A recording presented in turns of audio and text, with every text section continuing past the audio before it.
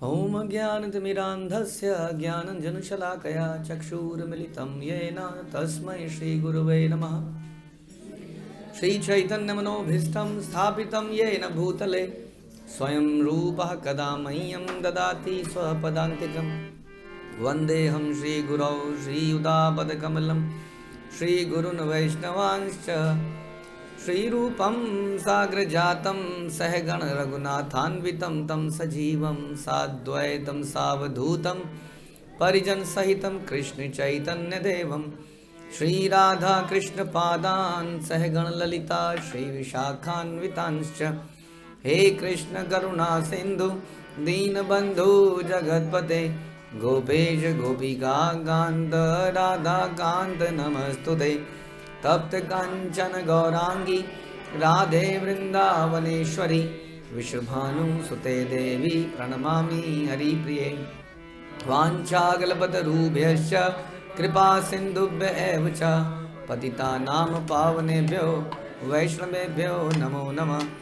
जय श्री कृष्ण चैतन्य प्रभु नित्यानंद श्री अद्वैत गदाधर शिवासादि गौर भक्तवृंद। हरे कृष्णा कृष्णा कृष्णा हरे हरे, हरे राम राम राम हरे हरे। नमो विष्णुपादाय कृष्णप्रेष्ठाय भूतले श्रीमते भक्तिवेदांत स्वामिन्निति नामिने। नमस्ते सारस्वते देवे गौरवाणी प्रचारिणे निर्विशेष शून्यवादी पाश्चात्य देश तारिणे।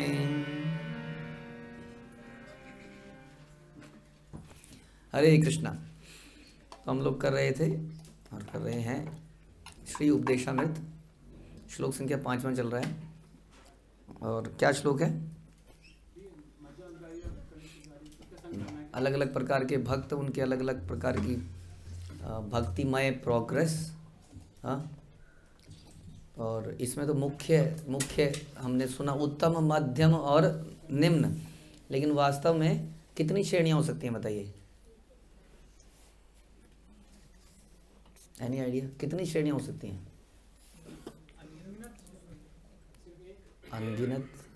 अनगिनत तो ये बिग बैंग थ्योरी की तरह हो गया। इनफाइनाइट एक हो सकती है। ओके, और कुछ सोचिए जरा, दिमाग पे जोर डालिए। आप सबको पता है इसका आंसर। हाँ, तो कितने हो सकते हैं टोटल? वही तो पूछ रहे हैं। 3 कैसे? उत्तम, मध्यम, वो कनिष्ठ। हाँ, तो 3 तो ही। 3 तो हमने कहा ब्रॉड लेवल पे हैं। अच्छा,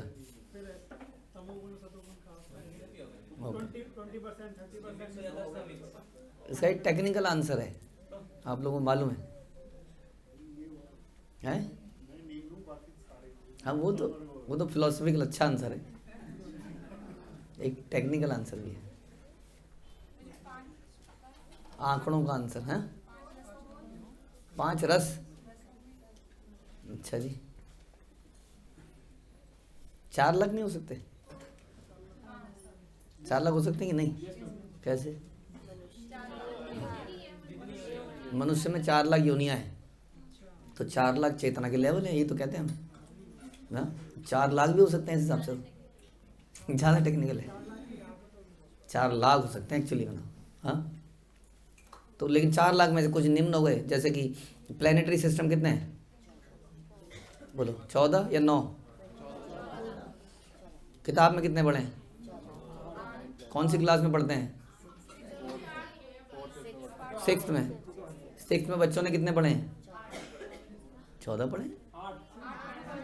8 पढ़े हैं ना।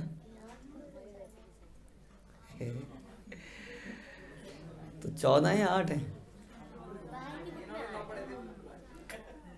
तो शास्त्रों के हिसाब से तो 14 है। प्लैनेटरी सिस्टम है, वो प्लैनेट नहीं है 14। उसके अंदर मल्टीपल प्लैनेट्स हो सकते हैं, है ना। और उनको 3 भागों में डिवाइड कर दिया गया, अपर, मिडिल, लोअर।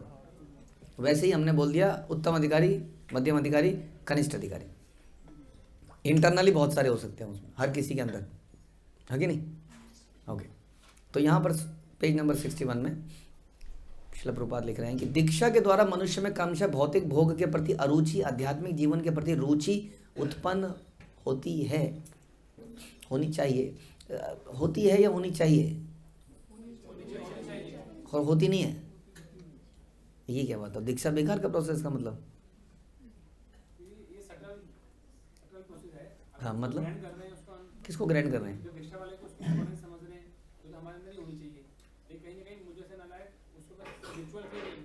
तो कह रहे हैं ये भी डिपेंड करता है कि आप उसको कैसे लेते हो, है ना, उस पर डिपेंड करता है सब चीज़। ऐसा भी है, अगर मैं रोज बादाम का दूध पीऊँ तो मैं हेल्दी होऊंगा कि नहीं?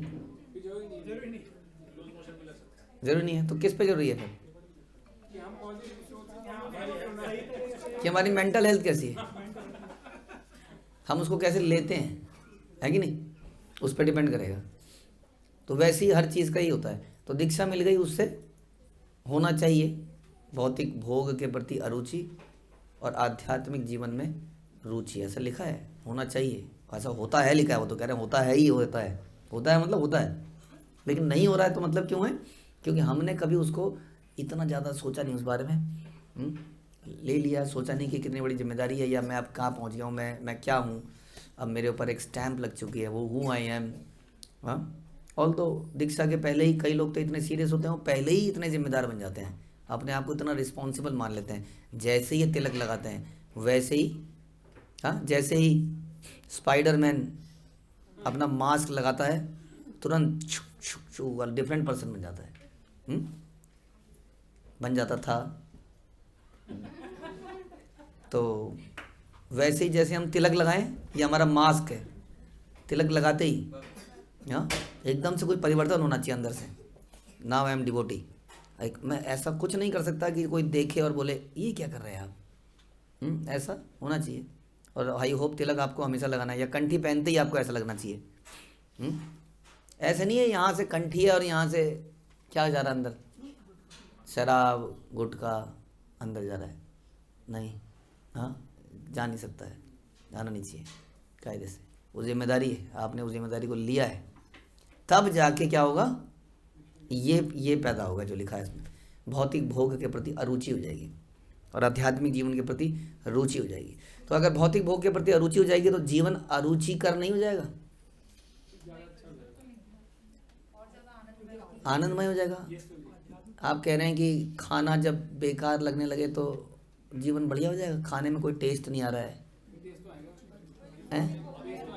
टेस्ट आएगा।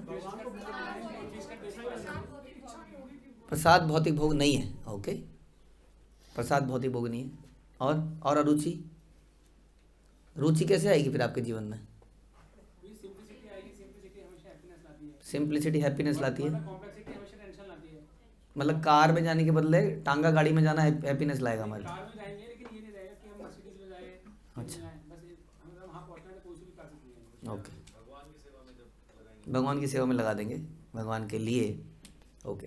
तो इस प्रकार से ऐसा नहीं है कि जीवन में अरुचि आ जाएगी, क्योंकि जीवन में आप उन्हीं सारी चीज़ों का इस्तेमाल कर रहे होगे जो कि बाकी लोग भी करते हैं, लेकिन किसी और पर्पज़ के लिए कर रहे होगे। और आध्यात्मिक जीवन में रुचि पैदा हो जाएगी, जो जीव का असली स्वभाव है। शास्त्रों के अनुसार हमारा असली स्वभाव क्या है कि हम कौन है? हम आध्यात्मिक स्फुलिंग कहते हैं, है ना, दैट स्पार्क, वो है हम वास्तव में। और इसलिए हमारी रुचियाँ वैसी होनी चाहिए, लेकिन हम कई बार डिफरेंट रुचि बना लेते हैं। जैसे हम कई बार विदेश में गए माना, और विदेश में जाके हमने विदेशी रुचियाँ बना ली, हाँ, तो कुछ सही रहेगा या गलत रहेगा, ये क्या रहेगा आप बताइए, क्या प्रॉब्लम उसमें? नहीं आना उसको, नहीं आना, वापस नहीं आना है,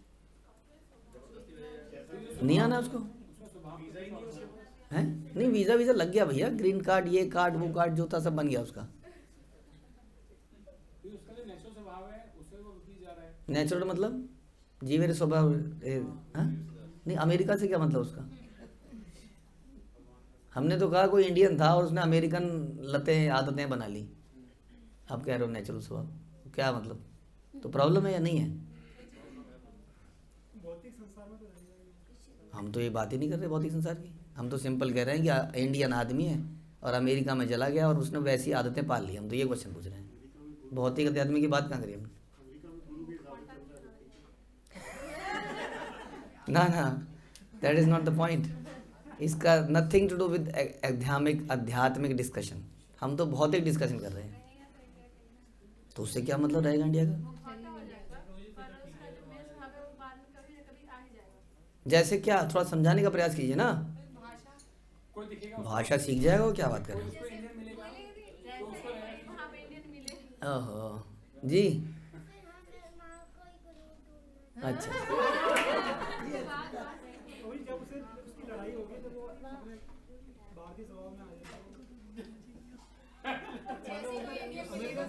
मजा सा नहीं आ रहा कुछ। उसके जीवन में कुछ प्रॉब्लम आएगी, क्या प्रॉब्लम आएगी? याद आएगी उसको। अच्छा, याद क्यों आएगी ये बताइए?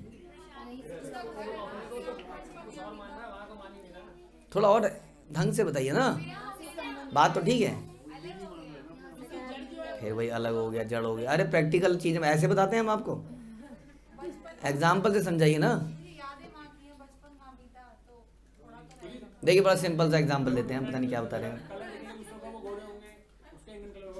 क्या बात करें, वहाँ भी काले नहीं होते, वहाँ काले होते हैं भैया, काले गोरों की तो झगड़ा है सारा दुनिया में। तो देखिए फॉर एग्जांपल, उसकी बेटी गई स्कूल में और वो 6th क्लास में एक बॉयफ्रेंड के साथ घूम रही है, और पिताजी ने उसको बोला ऐसा नहीं करना चाहिए, और कह रही क्या पापा, जो भी इंग्लिश में उसने बोला कि ये तो ऐसा, इसमें क्या दिक्कत है, क्या प्रॉब्लम है इसमें? हाँ, और फिर एक दिन उसने आके बोला कि हम 1 हफ्ते के लिए बाहर जा रहे हैं टूर पे। अब बताइए प्रॉब्लम होगी उसको? क्यों होगी उसको प्रॉब्लम? क्योंकि उसकी सोच नहीं बदली है ना। सोच ऐसा वो दिखा रहा है कि उसकी सोच बदली, कि वो अमेरिकन बन गया है, बट इंटरनली उसके अंदर वो वायरिंग हो रखी है कि ये गलत है, वो वायरिंग हो रखी है ना यहाँ। अब इससे उसको दिक्कत होती है, फिर उसको और बाहर के जो लोग हैं वो कहते हैं यस बेटा गो, इट्स योर टाइम, हम भी अपने ज़माने में गए थे, आप भी जाइए, उन्हें कोई दिक्कत नहीं होगी। और ये वहाँ रह रहा है और वहीं के हिसाब से जी रहा है, लेकिन उसका दिल है हिंदुस्तानी, तो गड़बड़ हो जाएगी कि नहीं? उसी तरीके से हम लोग यहाँ पे रह रहे हैं, लेकिन हमारा दिल कहाँ है? वास्तव में हमारा दिल, हम इसको भूल चुके हैं। जैसे वो व्यक्ति इस बात को मानता नहीं है कि वो हिंदुस्तानी है, लेकिन उसकी दिमाग की वायरिंग वैसी हो रखी है। हाँ, इसी तरीके से हमारे दिमाग में भी इंटरनली वो सब कॉन्शियस में वही सब चीज़ें हैं, लेकिन वो प्रकट रूप से नहीं है। इसलिए यहाँ पर हमें दिक्कत होने लगती है, यहाँ रहते हुए। फॉरेन जगह पे हम लोग, यहाँ के हम नहीं हैं वास्तव में। अगली लाइन सुनिए क्या लिखा प्रभुपाद ने। हमने इसके अनेक व्यावहारिक उदाहरण विशेषता यूरोप तथा अमेरिका में देखे हैं। ऐसे अनेक छात्र हैं जो धनी और सम्मानित परिवारों से हमारे पास आते हैं और बहुत जल्दी भौतिक भोग के प्रति रुचि का अभाव हो जाता है। हाँ, तो अमेरिका में भी जहाँ पर भौतिक भोग की बहुत रुचि है, जब उनको ये दिया गया तो कह रहे हैं उनके अंदर भी अरुचि पैदा हो गई। उनके अंदर क्यों हो गई? क्योंकि वो भी नेचुरली हम सब लोग भगवान के हैं, गोलोकवासी हैं, इसलिए कह रहे हैं उनको भी अरुचि हो गई। ऐसा तो नहीं है, तो ऐसी बेकार की बात है। उनको अरुचि हुई, हाँ, विदेशियों को अरुचि हुई भौतिक भोग से। और एग्जाम्पल,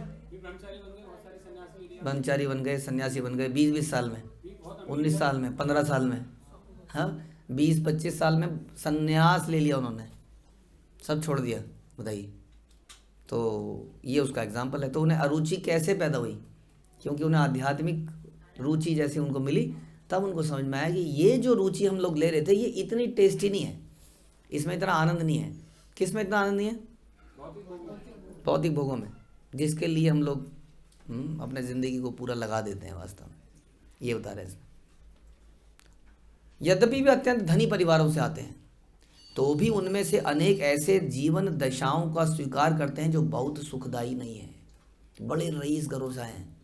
अच्छा, हमारे यहाँ पे कोई बहुत अमीर व्यक्ति भी आएगा अगर हमारे यहाँ से, तो आप उसको इंडिया में कहीं भी रख दो, वो मोस्टली रह लेगा। एक तो बैकग्राउंड उसका कभी ना कभी वो वैसा रहा होगा कि वो छोटी जगह से आया होगा।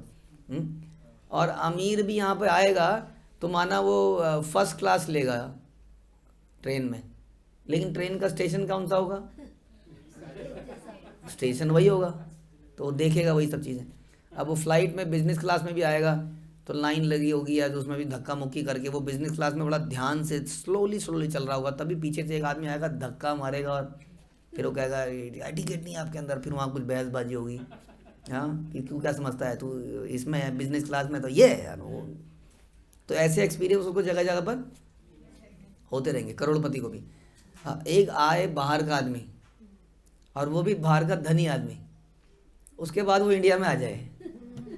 हाँ, तो हमारे जब हम काम करते तो कई विदेशी लोग आते थे कई बार, तो कई बार वो हमारे साथ कार में कहीं जा रहे होते थे तो उई उई करते रहते थे, मतलब उनको लगता था यहाँ ठुकी और वहाँ ठुकी। जैसे गाड़ी में बैठे हैं ना साथ में, तो थोड़ा ऐसे ऐसे से होता रहता था, उनको डर सा लगता रहता था, क्योंकि हम तो बिल्कुल चिपका लेते हैं ना, क्योंकि बीच में साइकिल वाला घुस जाएगा, नहीं तो बाइक वाला घुस जाएगा, तो इरिटेशन सी होती है। घुसना नहीं चाहिए, इसको नहीं घुसने दूंगा, तो बिल्कुल चिपकानी है वो। और चिपकाने चिपकूने में कई बार कुछ हो भी जाता है फिर। और फिर साइड में से मतलब परफेक्शन, हाइट और परफेक्शन है कि आदमी 1 इंच आधा इंच में से गाड़ी निकालता है, आधा इंच का गैप रह जाता है कई बार। तो ये देख के वो लोग घबरा जाते हैं एकदम से। ऐसे लोग जो है वो कह रहे हैं यहाँ पर आए, प्रभुपाद कह रहे हैं, और बहुत सुखदायी अवस्था नहीं थी। ये तो मैंने बहुत हल्की चीज़ें बताई, जो बाकी जो मच्छरों का अधिकार है यहाँ पर, किसी भी जगह पर किसी भी मौसम पे, बहुत सारी ऐसी चीज़ें हैं। छिपकलियों का घरों के अंदर अधिकार है पूरा, कहीं भी आ सकती है वो, तो वो चीज़ें वहाँ दिखती नहीं है। तो ऐसी अवस्थाओं में रहना बड़ा मुश्किल था। कैसे रहे होंगे वो लोग बिना किसी वेतन के। हाँ, सोचने की बात है, एक बूढ़े आदमी के कहने पर। वो बूढ़े आदमी का कोई भरोसा है कब चला जाए वो, बताइए। कोई अपना घर बार छोड़ दे। अब आप लोग तो छोड़ रहे हो कि यहाँ पे कुछ तो बिल्डिंगें हैं, बिल्डिंगें तो रहेंगी, कुछ बिल्डिंगें बन रही है ना, ये बिल्डिंगें तो रहेंगी। और लोग भी यहाँ पे जो चला रहे हैं वो थोड़े जवान से हैं, अभी मरेंगे नहीं, एकदम से तो नहीं मरेंगे सारे, एक एक करके मरेंगे धीरे धीरे। हाँ, तो तब तक हमारा जीवन सेटल हो ही जाएगा। अब यहाँ पे माना 90 साल के बूढ़े हों, हम कहे आ जाइए, आप भी शिफ्ट हो जाइए। हाँ, अरे क्या भरोसा भैया, कल ये चले गए और ख़त्म मामला। अरे ऐसा व्यक्ति उन्हें कहाँ से ले आए, अमेरिका से, वहाँ से यूरोप से उठा के यहाँ पर, और वो आ गए, सब छोड़ के आ गए वो भी। और एक बार आप जानते ही हैं, आपने अपना करियर छोड़ा, पढ़ाई छोड़ी, उसके बाद तो आपके ऊपर एक वो लग जाता है कि ब्रेक लग गया आपके जीवन में। हाँ, करियर ब्रेक। अब करियर में 4-5 साल का ब्रेक आ गया तो क्या होगा उनका जीवन में। उसके बाद उन्हें आदत पड़ गई कुछ जीवन की, कुछ अलग तरीके की। अब वो वापस जाना पड़ा तो कैसे जाएंगे, कैसे सेटल होंगे, बड़ा मुश्किल काम है। हाँ, तो ऐसा क्यों हुआ होगा, इतना भयंकर परिवर्तन किस चीज़ से हुआ, आध्यात्मिक रुचि। तो उन्हें वो टेस्ट प्राप्त हुआ, इसका मतलब कुछ ऐसा टेस्ट स्वाभाविक रूप से किया होगा उन्होंने, वरना कैसे कर सकता है कोई इसको, है ना। तो इतना टेस्ट था वो कि उन्हें इससे मतलब नहीं था कि प्रभुपाद बूढ़े हैं, प्रभुपाद चले जा सकते हैं, क्या होगा हमारा उनके जाने के बाद, कैसे होगा, हम तो सब छोड़ के आ रहे हैं, घर बार भी छोड़ दिया। कईयों के पेरेंट्स ने बोल दिया तेरे को जायदाद से बेदखल कर देंगे, ऐसा भी हुआ, और वो आ गए फिर भी। सोचिए तो कितना रिस्की काम था ये। इसका मतलब आध्यात्मिक जीवन में वास्तविकता में इतनी रुचि है, हमें क्यों नहीं आ रही है, उसके कई कारण हमें सोचने खुद ही। इसका मतलब रुचि तो है, अदरवाइज ये चमत्कार कैसे होता।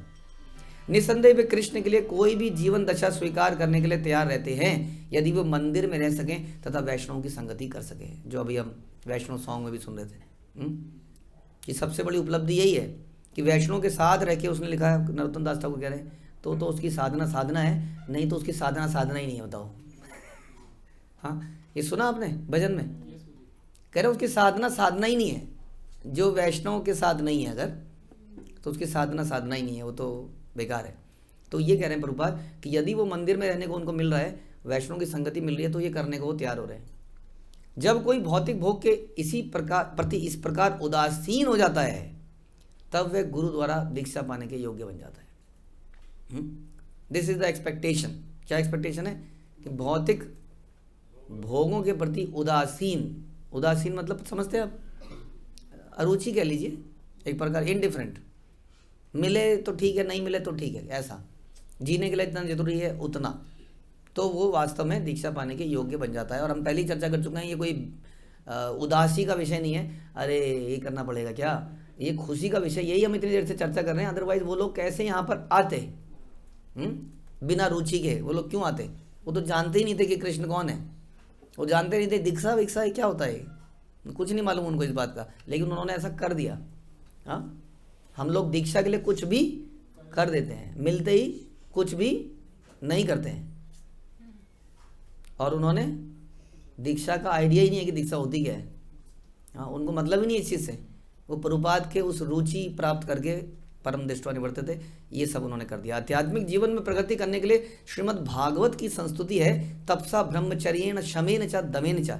जब कोई व्यक्ति दीक्षा ग्रहण करने के लिए गंभीर होता है तो उसे तपस्या, ब्रह्मचर्य, मन और शरीर पर संयम रखने के लिए तैयार रहना चाहिए। यानी कि इस प्रोसेस में हो सकता है पहले दिन पे आप ये ना कर पाएँ, दैट इज़ ओके, उसमें कोई प्रॉब्लम नहीं है। हु इज़ वेलकम हेयर, कौन कौन लोग यहाँ आ सकते हैं जो ज़्यादा तपस्वी हों या कम तपस्वी हों? बोलिए, ज़्यादा तपस्वी हों कम तपस्वी हों? अच्छा, घूमे नहीं आप लोग? कोई भी आ सकता है, कोई भी पापी व्यक्ति आ सकता है, शराबी, मर्डर आपके पड़ोस में कोई मर्डर बैठा हो तो आ सकता है। हाँ, कोई भी आ सकता है।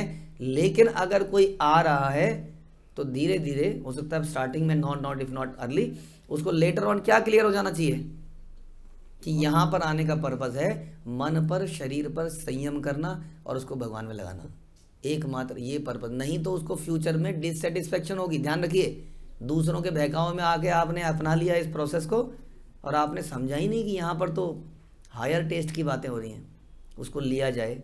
मन पर जब हम कंट्रोल करेंगे, शरीर पर, इंद्रियों पे कंट्रोल करेंगे, तब वो आएगा, वरना नहीं आएगा। समझ में आ रहा है? कब आएगा? मन पर। मन क्या करता है? आपको इच्छाएं करता है। कोई बोलता है ऐसा कर ले यार, ऐसा कर ले, मुझे लूट ले, ये कर ले, वो कर ले। जब उस पर संयम करेगा। अगर कोई नहीं कर रहा है, नहीं करना चाह रहा है, एक तो कोई कर रहा है और फेल हो जा रहा है, इट्स ओके। अगर कोई चाहे ना तो बताइए जी, नहीं तो वो गलत जगह पर है, is wasting time, that's it. वो अपराध करेगा, वो टाइम वेस्ट कर रहा है, क्योंकि यहाँ पर पर्पस ही वास्तव में गहरा पर्पस है। ये समय बिताने के लिए करना है कुछ काम नहीं है। हाँ, हम यहाँ पर सब लोग बड़े पढ़े लिखे हैं, सबका टाइम बड़ा कीमती है, सब परिवार चला रहे हैं, बिजनेस चला रहे हैं, बहुत कुछ चला रहे हैं, देश की जीडीपी को बढ़ा रहे हैं। I hope they are important people. अवश्य ही यहाँ विशेष कारण से आए होंगे। हाँ, ये आध्यात्मिक मनोरंजन करने आए हैं ऐसा मुझे लगता नहीं है, क्योंकि मेरे से बहुत अच्छे बढ़िया चुटकुले बोलने वाले दुनिया में हैं, you can hear those things. तो हम गंभीर पर्पस के लिए यहाँ पर एकत्रित हैं। वो क्या है? मन और शरीर पर संयम रखना, उसको भगवान की सेवा में लगाना। यदि वह इस तरह तैयार है और आध्यात्मिक ज्ञान प्राप्त करने के लिए इच्छुक है तो वह दीक्षा के लिए उपयुक्त है। इच्छा होनी चाहिए, बता रहे हैं बस। यदि वो ये करने का इच्छुक है तब वो वास्तव में इज एलिजिबल, बस इच्छा उसके अंदर होनी चाहिए। श्रद्धा जिसको कहते हैं, कोमल श्रद्धा भी चलेगी। श्रद्धा है, हाँ मुझे ऐसा एक दिन जरूर करना है। समझ में आया? और कोई पर्पस चलेगा? नहीं चलेगा। बहुत सारी पार्टियां होती है। अक्सर हम जब लोग घूमने जाते हैं कहीं पर, जैसे हम लोग नाथ द्वारा जा रहे हैं, तो कई लोग हमसे रिक्वेस्ट कर रहे हैं हमें भी ले जाइए प्लीज़। हमने उनसे कहा लेकिन आप तो कक्षा में नहीं, आज से आने लग जाएंगे, हमें ले जाइए प्लीज़। ऐसा क्या हो गया? वो नाथ द्वारा है ना, नाथ द्वारा तो फिर। हाँ, अभी आपने वैष्णव सॉन्ग में सुना, उसमें सुना था ना, नरोत्तम दास ठाकुर, वो कह रहे हैं तीर्थों के जल में प्रवंचन इज नॉट इम्पॉर्टेंट कि हम तीर्थों में जाएं। What is important? कि हम भक्तों के संग में रहें। लेकिन जैसे ही किसी विशेष तीर्थ, जैसे अगर हम रामेश्वरम की यात्रा बनाएं, ऐसे ऐसे लोग आ जाएंगे कि हम क्या बताएं आपको, जो कहेंगे कि हम तो थे प्रभु जी, हम तो आपको हमेशा से लाइक करते हैं, हम वीडियो में, क्योंकि हम यूट्यूब की वीडियो को लाइक करते हैं। ऐसे नहीं चलेगा काम। उसने ली फटाफट आज ही 10 वीडियो पे लाइक मार दिया, उसका स्क्रीनशॉट भेज दिया, देखो प्रभु जी हम तो आपकी वीडियो देख रहे हैं, लाइक भी कर रहे हैं, देखिए। ऐसे काम नहीं चलेगा। पर्पस बदल गया ना, कुछ और पर्पस से आ रहे हैं, इसका मतलब इज नॉट ये ट्रैवलिंग, वो कुछ क्या कहते हैं उसको, टूरिस्ट एजेंसी नहीं है घुमाने फिराने के लिए। ना ये पनीर खिलाऊ एजेंसी है। अब पनीर पे तो वैसे ही बहुत डिस्कशन हो रहा है। तो पर्पस क्लियर होना चाहिए, कहने का मतलब ये है। तो वह अगर वो इस चीज़ का इच्छुक है कि वो इंद्रियों को संयम करेगा, भगवान की सेवा में लगाएगा तो सही है, नहीं तो वो आज नहीं तो कल निकल जाएगा। हाँ, तो कई तरह के खट्टे मीठे एक्सपीरियंस होते रहे हम लोगों को भी, जो बाद में पता चले कि ये व्यक्ति आया था तो क्यों आया था। कई लोग और क्या क्या कारण से हैं, हम मेरे दिमाग में तो बहुत सारे चल रहे हैं। हाँ, बेटियों की शादियाँ, ऐसे लड़के कहाँ मिलेंगे। शराब छुड़वा देना, बेटे की शादी कर देना। हाँ हाँ, कुछ कुछ मदद मिल जाएगी, इतने सारे लोग हैं तो एक साथ कुछ सपोर्ट हो जाएगा। बहुत सारे पर्पज़ हो सकते हैं। हाँ, जान पहचान लग जाएगी, इन लोगों की बहुत जान पहचान है। तो फिर वो व्यक्ति उपयुक्त नहीं है। दिव्यम ज्ञानम का शास्त्रीय दृष्टि से तत्व विज्ञान या परमेश्वर का ज्ञान कहा जाता है। अब बताइए, कहाँ परमेश्वर के ज्ञान की बात हो रही है। जब कोई परम सत्य के दिव्य विषय में रुचि दिखाता है तो उसे दीक्षा देनी चाहिए। उसकी रुचि किस चीज़ में होनी चाहिए? परम सत्य के विषय में उसकी रुचि है। जिज्ञासा चतुर्विधा भजन्ते वाम, जिज्ञासु ज्ञानी, उसके पहले आर्थो अर्थात तो है ही, लेकिन जिज्ञासु और ज्ञानी भगवान बाद में कहते हैं ज्ञानी इन सब में बेटर है। जिज्ञासु भी बेटर है, ज्ञानी और बेहतर है, और भक्त तो बेस्ट है ही। तो कम से कम उसके अंदर एक रुचि तो हो, जिज्ञासा तो हो, मैं जानना चाहता हूँ व्हाट इज दिस ऑल।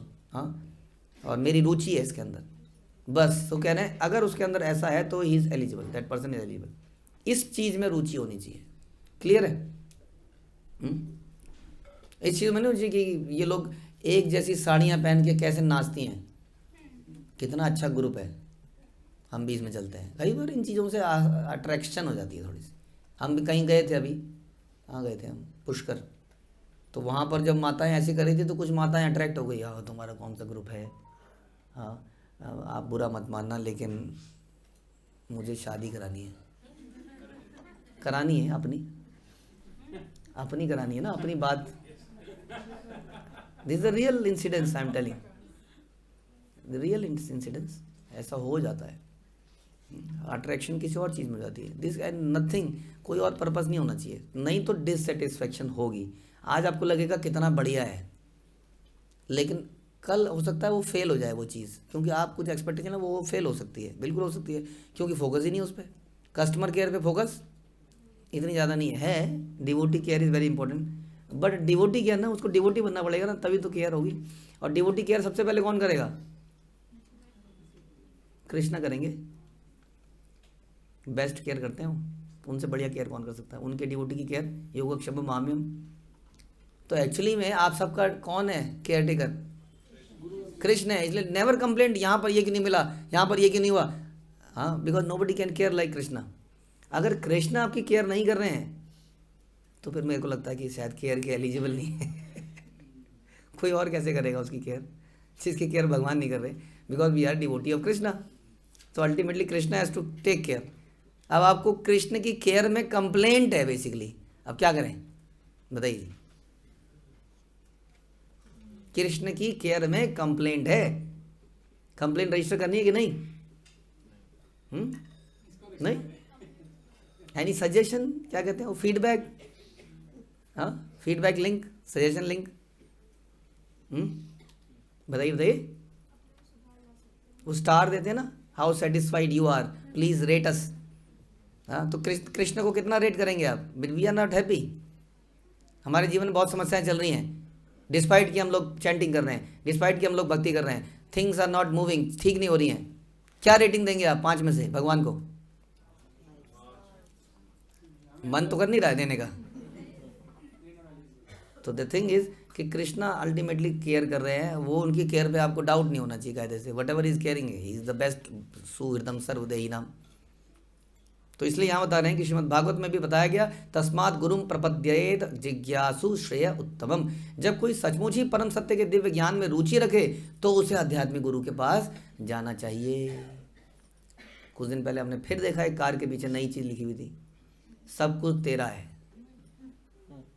आप मेरे साथ पता नहीं कौन था, सब कुछ तेरा है। पहले तो था तो गुरु कृपा लिखा होता था कार के ऊपर। हाँ हाँ, सारी समस्या का एक हल, एक लोटा जल।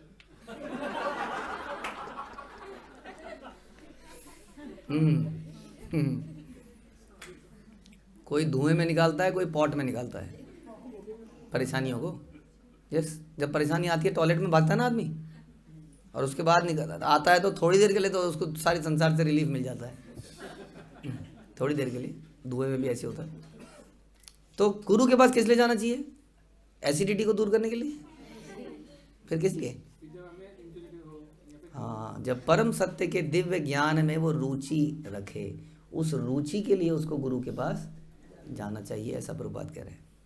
प्रभुपाद कह रहे हैं, श्रीमद् भागवतम का श्लोक है, मनुष्य को चाहिए कि यदि वह गुरु के आदेशों का पालन ना कर सके या उसके अंदर करने की इच्छा ही ना हो तो कदापि गुरु स्वीकार ना करे, ऐसा लिखा है इसमें। समझ में आया? उसके अंदर इच्छा ही नहीं है, वो तो आ गया। क्यों? क्योंकि अगेन वही सब चीज़ें जो हमने अभी चर्चा करी कि शायद हमने सुना है दीक्षा करने के बाद सारे पाप खत्म हो जाते हैं। बढ़िया है प्रभु जी, नया अकाउंट खुल जाएगा, इससे बढ़िया क्या है?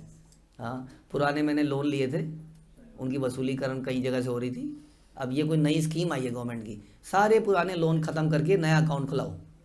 बढ़िया है भाई, तो हम आ गए, सारे पाप खत्म, उनके सर पे मड़ेंगे या वटेवर। तो कह रहे इसलिए नहीं आना है। यदि वो गुरु के आदेशों का पालन ना कर सके, ना कर सकने की इच्छा उसके अंदर हो, तो उसे गुरु स्वीकार नहीं करना चाहिए। ना ही उसे आध्यात्मिक जीवन का दिखावा करने के लिए कभी गुरु बनना भी चाहिए। उसे प्रमाणिक गुरु से सीखने के लिए जिज्ञासु अर्थात अत्यंत उत्सुक रहना चाहिए। उत्सुक रहना चाहिए उसको। उत्सुकता क्यों आती है हमारे अंदर, कब आती है? यानी एग्जाम्पल, मेरे अंदर उत्सुकता या प्रश्न मेरे जीवन में कब आते हैं, बताइए। कोई चीज़ इंटरेस्टिंग लग रही है आपको तो आप उसके बारे में पूछेंगे, ओके। और जब उसको करना चाहोगे तो सब प्रश्न क्यों आएंगे? क्यों करने में कुछ दिक्कत आएगी? तो जिज्ञासा किसके अंदर नहीं आएगी, बताइए। जो कभी कर ही नहीं रहा है तो उसको क्वेश्चन आ रहा है। जैसे हमारे बच्चे हैं गुरुकुल में, वो मैथ्स की क्लास में टीचर नया आएगा तो उसको लगा कितने अच्छे बच्चे हैं, सब समझ गए। कुछ पूछा ही नहीं। क्यों नहीं पूछा? ना तो समझ में आया, ना इच्छा है। इच्छा भी नहीं है, देख लेंगे बाद में, ट्यूशन से पूछ लेंगे, ट्यूशन टीचर से पूछ लेंगे, क्वेश्चन रट लेंगे। जिज्ञासा नहीं है, जिज्ञासा करनी पड़ेगी तभी काम चलेगा। हाँ, अथा तो ब्रह्म जिज्ञासा तद्विधि पणिपातेन परिप्रश्नेन सेवया इत्यादि सब जगह यही पे बताया गया है कि व्यक्ति के अंदर, और हमने बताया जिसको भक्ति करनी ही नहीं है और जो ना कर रहा है, कोई रुचि नहीं है, उसके अंदर जिज्ञासा नहीं आएगी। तो फिर वो क्या रुचि है, क्या कर रहा है वो व्यक्ति? इसका मतलब व्यक्ति क्यों है साथ में, बताइए। कोई इनमें से जो अभी हमने चर्चा करी, कोई ऐसी चीज़ है जो उसको यहाँ बांध के लाई हुई है, कुछ हेतु है जो कि आध्यात्मिक नहीं है। अगर आध्यात्मिक होगा तो डेफिनेटली उसके अंदर कुछ प्रश्न आएंगे, ये कैसे करूँ, ये कैसे करूँ। अब प्रश्न तो आ रहे हैं माना, अब वो पूछ नहीं रहा है। जैसे बच्चों के मन में प्रश्न तो हैं लेकिन वो पूछ नहीं रहे हैं, तो ऐसा कब होगा? क्या क्या कारण हो सकते हैं ना पूछने के? डर लग रहा है कि वो जो बताएंगे, जैसे ही पूछूंगा पहला क्वेश्चन होगा, प्रैक्टिस करी थी कल, कॉपी दिखा जरा अपनी। हाँ, आज इस क्वेश्चन को 10 बार करके आई हो, समझ आया? बेचारा प्रश्न पूछने गया था, मर गया। हाँ, होमवर्क और दे दिया उसको 10 क्वेश्चन, पता चल गया ना। तो एक तो डरता है। वैसे आध्यात्मिक गुरु के पास जाएगा, वो पता नहीं क्या बोल देंगे। हाँ प्रभु जी, थोड़ी सी है ना अरुचि सी हो रही है जपा में। अच्छा प्रभु जी, एक काम करो, सवेरे 3 बजे उठ के जप करो। अब वो कुछ भी बोल सकता है ना, तो डर लग रहा है। हम कुछ पूछने गए, ये कर लें क्या? मत करो, ये नहीं करना है, अब फंस गए, है ना। आप लोगों के साथ होता है ना कई बार, बड़े स्मार्टली हम कुछ चीज़ें पूछते हैं, कुछ चीज़ें हम बिना पूछे निकल लेते हैं, है ना प्रभु जी। कुछ चीज़ें हम बिना पूछे, क्यों? पता है कि पूछेंगे तो क्या होगा, इसलिए जिज्ञासा खत्म। जिज्ञासा हो रही थी लेकिन, तो आदमी तो जब डरता है कि मुझे कुछ ऐसा ऑर्डर दे दिया जाएगा जो मैं नहीं करूँगा या नहीं करना चाहता, या कई बार लगता है कि मैं कर ही नहीं पाऊँगा, कुछ अटकलें लगाया जा रहा है। और क्या हो सकता है कारण? इमेज कॉन्शियस है, अरे मेरी पोल खुल जाएगी, ये भी नहीं आता। ऐसा हो जाता है कई बार, ऐसा बोल देते हैं, कोशिश करते हैं हम लोग ना बोलें, लेकिन कई बार सब ऐसा निकल जाता है मुझसे, अरे आपको ये भी नहीं पता। तो उसको बड़ा बेइज्जती महसूस होती है, उसको सबके सामने क्या बोल दिया है मेरे बारे में। डरता है वो, तो पूछता नहीं है। तो ऐसे ही कई बार आध्यात्मिक उसमें भी हम पूछते नहीं हैं। हाँ, कई प्रश्न आते हैं कई लोगों के दिमाग में, हमने इसलिए कल्प वृक्ष चलाया कि चलो 10-10 लोगों के बीच में तो बातचीत करो, पूछो। आदमी कई बार डरता है, अगेन इस बार क्या पता क्या करने को बोल देंगे या मेरी पोल खुल जाएगी, और भी कारण हो सकता है। आप लोग क्यों नहीं पूछते? आप लोग बता दीजिए, आप खुद ही क्यों नहीं पूछते हैं? जिज्ञासा क्यों नहीं है? आलसी है, मुंह खोलने में मतलब आलसी है, चिंतन नहीं कर रहे हैं। फिर वही क्वेश्चन है, तो फिर बैठे कैसे हैं? मतलब कुछ चिंतन करके तो आए होंगे। नहीं, बच्चे नहीं, बड़े हम लोग भी, हम लोग बैठे तो हैं ही ना, तो क्यों बैठे हैं? अच्छा, फिर वो घूम फिर के वहीं आ गया। कोई दूसरा कारण होगा, नहीं तो अगर आध्यात्मिक कारण होगा तो व्यक्ति जरूर पूछेगा ये कैसे करना है, ये कैसे करना है, इसको कैसे किया जाए, इसको आगे कैसे बढ़ा जाए, ये मेरा भाव नहीं हो रहा, इस भाव को कैसे लाया जाए, कुछ तो बोलता रहेगा ना व्यक्ति। अगेन उसको रोकने वाली वो सारी चीज़ें होंगी कि इसका मतलब इन्हें पता चल जाएगा इसके अंदर ये भाव नहीं है, इसको पता लग जाएगा कि या कुछ बोल देंगे जो मुझे करना पड़ जाएगा। उसे प्रमाणिक गुरु से सीखने के लिए जिज्ञासु अर्थात अत्यंत उत्सुक रहना चाहिए। प्रभुपाद कह रहे हैं वह जो प्रश्न पूछे उसे दिव्य ज्ञान से संबंधित होना चाहिए। समझ में आया? प्रश्न क्या होने चाहिए? दिव्य ज्ञान से संबंधित होने चाहिए। प्रश्न तो बहुत हो सकते हैं। What was that question few days back? बड़े अजीब अजीब से क्वेश्चन पूछ लेते हैं कई बार। हैं? हाँ ठीक है। कुछ ऐसे प्रश्न होते हैं कई बार। हाँ, तो यहाँ क्या बोल रहे हैं? आध्यात्मिक प्रश्न अथा तो ब्रह्म जिज्ञासा होनी चाहिए। जिज्ञासा तो सबके अंदर होती है, कैसी जिज्ञासा करनी है ये बड़ा इंपॉर्टेंट क्वेश्चन है। जिज्ञासा देखिए बड़ी नेचुरल है, हम सबके अंदर जिज्ञासा होती है।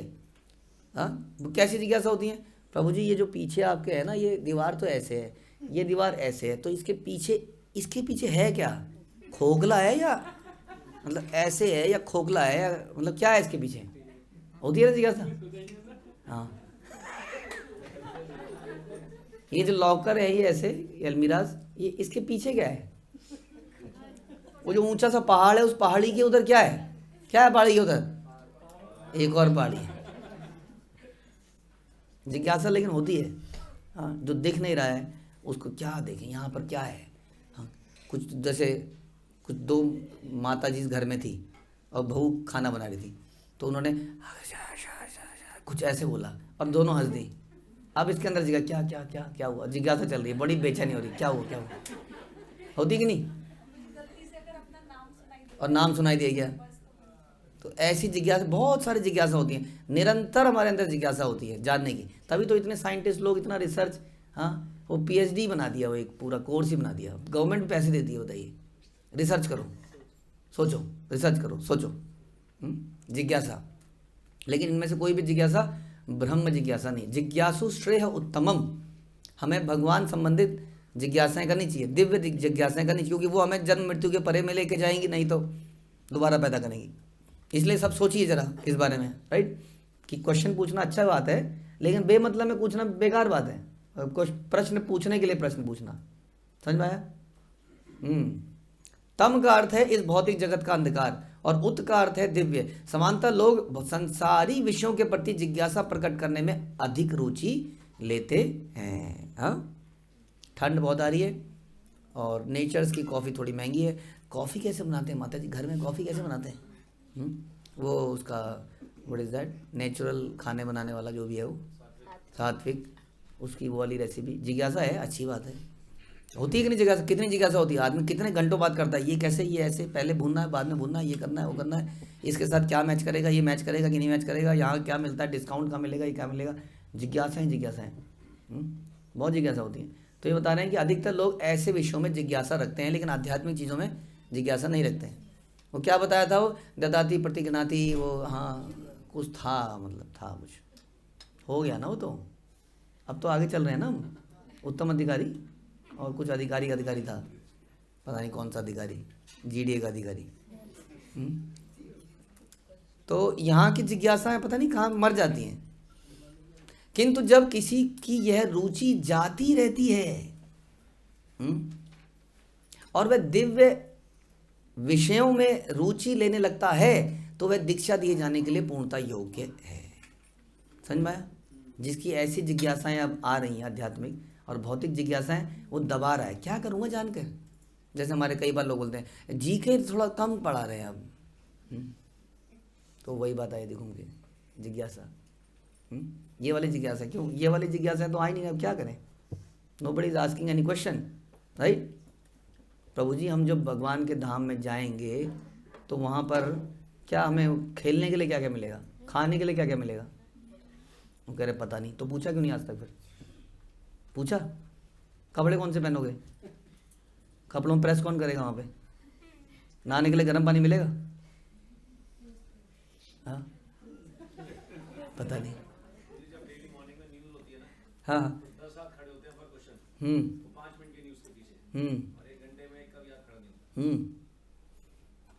तो कह रहे हैं अगर ऐसी जिज्ञासा हो जाए देन यू आर, कह रहे हैं कि गुरु द्वारा सचमुच, जब कोई प्रमाणिक गुरु द्वारा सचमुच दीक्षित होता है और भगवान की सेवा में गंभीरता से लग जाता है तो उसे मध्यम अधिकारी स्वीकार करना चाहिए। बताइए गुरु परंपरा कितनी दयालु है। ये अधिकारियों की जो श्रेणियां हैं ये अलग अलग जगह पर बहुत अलग अलग तरीके से बताई गई है। यहाँ पर अभी ये वाले डिस्कशन कर रहे हैं। वो कह रहे हैं कि अगर कोई गुरु की बात पर ध्यान देता है, सीरियस हो जाता है और भगवान की सेवा में गंभीरता से लग जाता है तो उसको मध्यम अधिकारी मान लेना चाहिए। इतने पे ही किसको मानना चाहिए दोबारा बताइए? जो गंभीरता से साधना सेवा में लगा है, गंभीरता से लगा है। कैसे पता चलेगा? क्वेश्चन पूछ रहा है और रिपोर्ट कर रहा है, उसको फॉलो अप नहीं करना पड़ रहा, रेगुलरली कंसिस्टेंटली कर रहा है, तो उसको मध्यम अधिकारी मान लेना चाहिए। कृष्ण के पवित्र नामों का कीर्तन इतना उत्कृष्ट है कि यदि कोई 10 अपराधों से सावधान रहते हुए, बचते हुए हरे कृष्ण महामंत्र का जप करता है तो क्रमशः ज्ञान के उस बिंदु तक उन्नत हो जाता है। जप करने से ऐसा हो सकता है, वो कह रहे हैं हम लोग ऊपर उठ सकते हैं, लेकिन अगर हम क्या करें तो क्या करें, क्या बताया अभी? अगर हम अपराध से बचे तो क्रमशः इस लेवल तक हम आ जाएंगे, अपने आप शुद्ध हो जाएंगे हम लोग। कृष्ण प्रेम क्या हो जाएगा? बोलिए कृष्ण प्रेम क्या होगा? कृष्ण प्रेम हम सीख जाएंगे। कृष्ण प्रेम हम लोगों के अंदर ऑलरेडी है, तो करना क्या है हमें? तो प्रॉब्लम क्या है हमारे साथ? समझ नहीं आया। सोया हुआ है, सोया हुआ कौन? मैं तो उठा हुआ हूँ। हमारे अंदर आवरण है काम क्रोध मोह मद मत्सर्य का। हम केवल साधना भक्ति द्वारा इसको हटाने का प्रयास करते हैं। क्रोध को हटाया, लोभ को, हाँ समझ में आया, काम को। ये जब हटता है तो अपने आप प्रेम।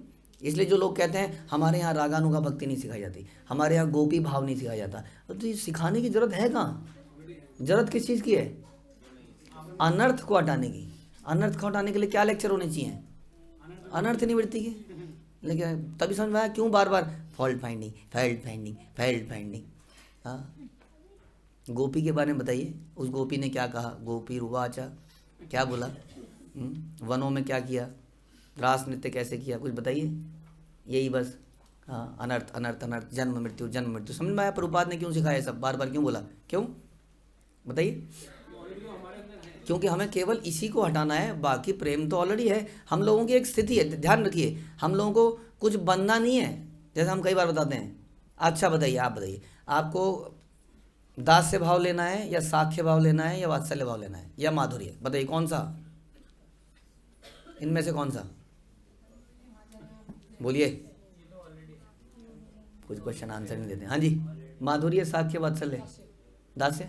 ओके, दास्य भाव जागृत करने के लिए आप क्या क्या करेंगे? सेवा करेंगे। Very good. और किसी का? तो ये दास्य बनना चाहते हैं, दास लाइक हनुमान, तो ये सेवा करेंगे और दास्य भाव जागृत करेंगे। आज आप लोग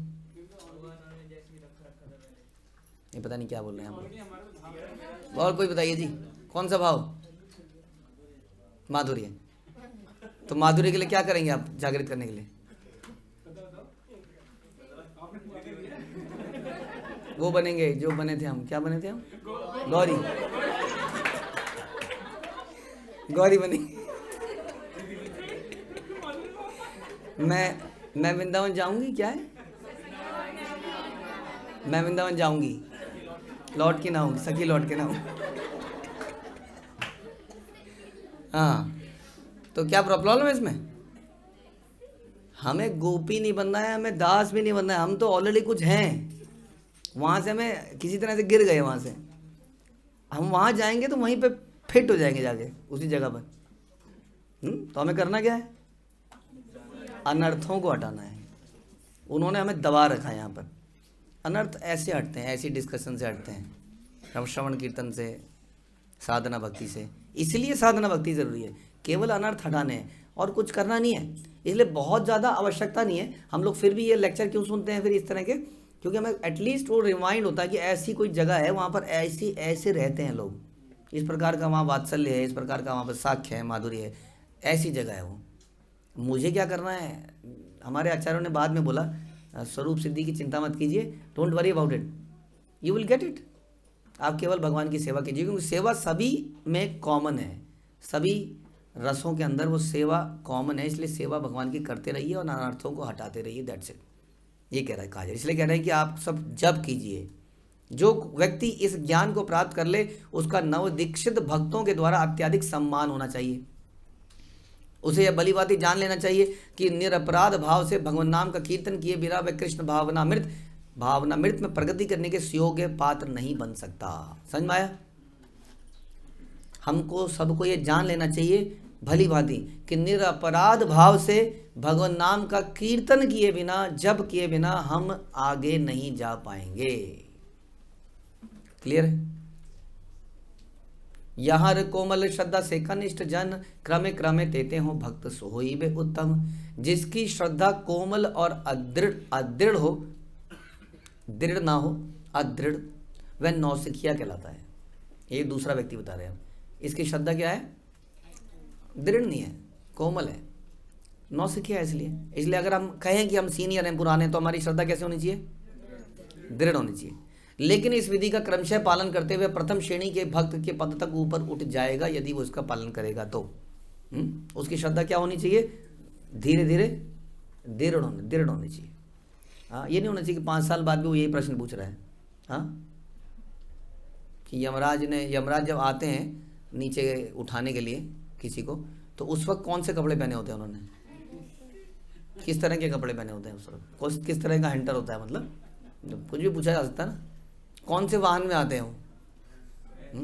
भैंस में आते हैं, तो भैंस को चारा खिला के आते हैं। और भैंस को बीच में अगर कुछ पोटी आ गई या भूख लग गई और टाइम, क्योंकि टाइम बड़ा फिक्स है ना, उसी टाइम पे करना है, तो फिर क्या होगा? तो प्रश्न तो पता नहीं कितने हो सकते हैं, जिज्ञासाएं। प्रत्येक व्यक्ति अपने भक्ति जीवन का शुभारंभ नवदीक्षित अवस्था से करता है, हम लोग भी। लेकिन कोई व्यक्ति अगर साल बर साल वो फेल ही होता रहे, अब फेल तो होता नहीं है, आजकल के एजुकेशन सिस्टम में फेल ही नहीं करना किसी को। हाँ, नंबर लेकिन उसके इंटरनल्स में फेल ही हैं, लेकिन वो आगे बढ़ रहा है, तो समस्या है कि नहीं? आगे बढ़ता जा रहा है, लेकिन वहीं का वहीं पर है। किंतु यदि वह हरिनाम जप की निर्धारित संख्या को ढंग से पूरा करेगा तो वह उत्तम अधिकारी के पद को प्राप्त कर सकता है। इसमें चीटिंग नहीं करनी है। लेकिन हाँ, ये टूल इसलिए दिया है, ये टूल शुरू में कई लोगों को बड़ा भारी लगा, क्या मुसीबत है, कई लोगों ने अपनाया नहीं उसको। देखते हैं यहाँ पे थोड़े दिन चीज़ चलती हैं, उसके बाद थोड़े दिनों में हट भी जाती हैं। हाँ, ऐसा बोलते हैं लोग।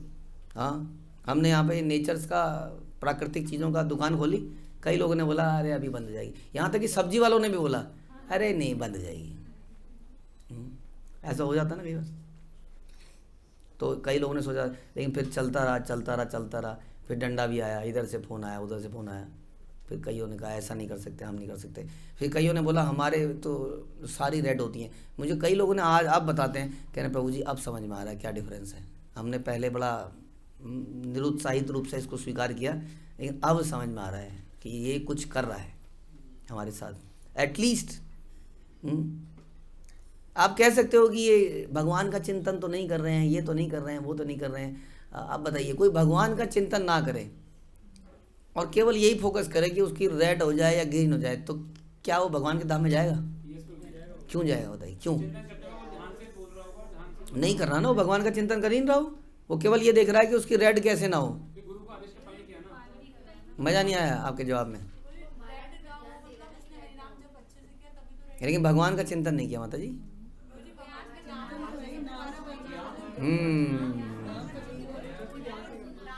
नाम चिंतामणि कृष्ण चैतन्य विग्रह पूर्ण शुद्ध नित्य मुक्त भिन्नत्वम नाम नामिनो। मतलब क्या है कि नाम में और नामी में कोई अंतर नहीं। अगर आप हरे कृष्ण मंत्र को ध्यान से कर रहे हो, मंत्र पे फोकस है आपका, तो कृष्ण पे फोकस करने की जरूरत नहीं है, क्योंकि दोनों में कोई अंतर नहीं है। ये बात ही अगर समझ नहीं आई इतने सालों में, तो क्या समझ में आया? नहीं, हम कृष्ण का फोटोग्राफ लग के बैठेंगे, आप ट्रैक लें, कोई प्रॉब्लम नहीं है उसमें भी। बट अगर आप नाम पे फोकस कर रहे हैं तो एज गुड एज कृष्ण पे फोकस कर रहे हैं, क्योंकि दोनों में कोई अंतर नहीं है। भिन्नत्वम नाम नामिनो, दोनों में कोई अंतर नहीं है वास्तव में। इस बेसिक फिलॉसफी को मानना पड़ेगा शास्त्रों के अनुसार। इसलिए कह रहे हैं कोई इतना ही कर ले अगर कि वो नाम को ध्यान से करे, तो वो सब कुछ प्राप्त कर सकता है। साथ में क्या करना है, लेकिन अपराधों से बचना है। कृष्ण भावनामृत आंदोलन नित्य 16 माला जप करने की संस्तुति करता है, क्योंकि पाश्चात्य देशों में लोग माला पर अधिक काल तक जप करते हुए एकाग्र नहीं रहते, अतएव न्यूनतम संख्या में जप करने का निर्धारण किया गया। क्योंकि ज़्यादा नाम वो जप नहीं सकते, इसलिए 16 को रखा गया। हम लोग, आपको हम तो लेकिन इंडियन है, तो हमें तो ज़्यादा करनी चाहिए। हम वास्तव में पाश्चात्य देश से भी पिछड़ चुके हैं। और प्रभुपाद ने हमारे लिए फिर एक पूरा पैकेज बनाया है कि माला के अलावा आपको क्या क्या करना चाहिए। माला के अलावा आप लोग श्रवण करें, इतनी सेवा करें, पुस्तक वितरण करें, कुछ सेवा करें, और इस प्रकार आपका पूरा दिन कृष्ण भावनामृत बनकर निकले। अतएव न्यूनतम संख्या में जब प्रेस्क्राइब किया गया, किंतु शील भक्ति सिद्धांत सरस्वती ठाकुर कहा करते थे कि जब तक कोई कम से कम 64 माला न कर ले तब तक उसको पतित मानना चाहिए। आप बताइए, कुछ विचार आपके? कुछ तो विचार हो, बताइए कि इसका मतलब हम पवित्र हैं, पतित हैं, क्योंकि हम करते ही नहीं हैं। तो ये अच्छी फीलिंग है, कि we have to do more. उनकी गणना के अनुसार हम सब पतित हैं, किंतु चूंकि हम परमेश्वर की सेवा पूरी गंभीरता और छल कपट के बिना करने के लिए प्रयत्नशील हैं, अतएव हमें परम पतित पावन चैतन्य महाप्रभु की कृपा की आशा है। समझ में आया? क्योंकि हम गुरु परंपरा के अनुसार, उनके आदेशों के अनुसार बिना छल कपट किए प्रयत्नशील हैं, इसलिए हमें पतित पावन चैतन्य महाप्रभु हमारा उद्धार कर। क्यों कर देंगे? क्योंकि वो पतित पावन है। उनसे बड़ा पतित पावन कोई नहीं है, और हमसे बड़ा पतित कोई नहीं है, इसलिए हम कर। लेकिन हमें छल कपट के बिना ये सब करना पड़ेगा, और पूरी गंभीरता से लगना पड़ेगा। जो भी हमारी कैपेसिटी है, उतनी छोटी सी कैपेसिटी है हमारी, छोटी सी, लेकिन छल कपट के बिना लगे रहेंगे। जब चैतन्य महाप्रभु से महान भक्त सत्यराज खान ने पूछा कि वैष्णव को किस तरह पहचानना चाहिए, तो महाप्रभु ने क्या कहा? प्रभु कहे यार मुखे सुनी एक बार, कृष्ण नाम से ही पूज्य श्रेष्ठ सभाकार। यदि किसी व्यक्ति के मुख से एक बार भी कृष्ण शब्द सुनाई पड़ जाए तो समझ लीजिए कि वो सभी व्यक्तियों में श्रेष्ठ है, वो वैष्णव है। समझ में आया? जिसके मुख से इसे कहा वो पतित पावन, वो बहाना ढूंढ रहे हैं, बोले तो सही। अतएव यार मुखे एक कृष्ण नाम, से ही तब वैष्णव करिह ताहर सम्मान। इसलिए जो कृष्ण के पवित्र नाम के कीर्तन में रुचि रखता है या अभ्यासवश कृष्ण के नामों का कीर्तन करना पसंद करता है, उसे वैष्णव स्वीकार करना चाहिए और उसको सम्मान देना चाहिए। रुचि, वही फिर से बात आ गई, कम से कम उसकी रुचि हो आध्यात्मिक कार्यों में बढ़ने की, आगे करने की। हमारे एक मित्र जो प्रसिद्ध अंग्रेजी संगीतकार हैं, कृष्ण के पवित्र नामों के कीर्तन के प्रति आकृष्ट हो गए, और उन्होंने अपने रिकॉर्ड में भी कृष्ण के पवित्र नाम एक बार उल्लेख किया है। हाँ, अंग्रेजी संगीतकार है। कौन है वो? George Harrison. वे अपने घर में कृष्ण के चित्रों को नमस्कार करते हैं और कृष्ण भावनामृत के प्रचारकों का आदर करते हैं। सभी तरह से उनके मन में कृष्ण के नाम तथा कृष्ण की लीलाओं के प्रति रुचि है, आदर है। अतएव हम बिना किसी संकोच के उन्हें सम्मान देते हैं, क्योंकि हम देख रहे हैं कि वो धीरे धीरे कृष्ण भावनामृत में आगे बढ़ रहे हैं। ठीक है? प्रभुपाद अपनी किताब में उनको लिख रहे हैं उनके बारे में। इसका मतलब कितना सम्मान है प्रभुपाद के हृदय में जॉर्ज हैरिसन के बारे में। हिप्पी, टर्न इनटू ए वैष्णव। उन्होंने सारे एग्जैक्टली नियम पालन नहीं करे होंगे उस समय तक, लेकिन प्रभुपाद फिर भी इतना सम्मान उनको दे रहे हैं, क्योंकि उनकी रुचि आ रही है, वो प्रणाम कर रहा है, स्टार्टिंग कर रहा है। अगेन एक बात भी जरूरी है कि वो कई सालों तक अगर उसी अवस्था में रहे तो भी अच्छा नहीं है। निष्कर्ष यह निकलता है कि जो व्यक्ति पवित्र नाम का नियमित कीर्तन करते हुए कृष्ण भावनामृत में प्रगति करने का प्रयास कर रहा हो, उसका सम्मान करना वैष्णवों का धर्म है। क्योंकि अपि चेत सुदाचारो भजते माम अन्य भाग। क्लियर है?